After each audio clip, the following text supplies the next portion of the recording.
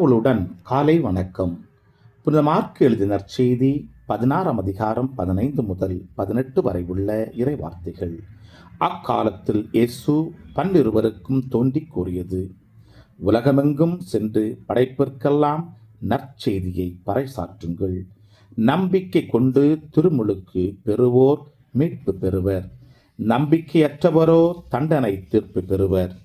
நம்பிக்கை கொண்டோர் பின்வரும் அரும் அடையாளங்களை செய்வர்: அவர்கள் என் பெயரால் பேய்களை ஓட்டுவர், புதிய மொழிகளை பேசுவர், பாம்புகளை தம் கையால் பிடிப்பர், கொல்லும் நஞ்சை குடித்தாலும் அது அவர்களுக்கு தீங்கு இழைக்காது, அவர்கள் உடல் நலமற்றோர் மீது கைகளை வைக்க அவர்கள் குணமடைவர். கிறிஸ்துவின் நற்செய்தி.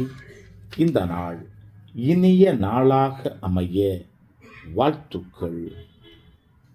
பல பல பல புதுமைகள், பெருமைகள், இனிமைகள் இறங்கிய நல்ல நாள், ஒரு நல்ல நாள், நம் தேவன் தந்த நாள். இது நல்ல நாள், ஒரு நல்ல நாள், நம் தேவன் தந்த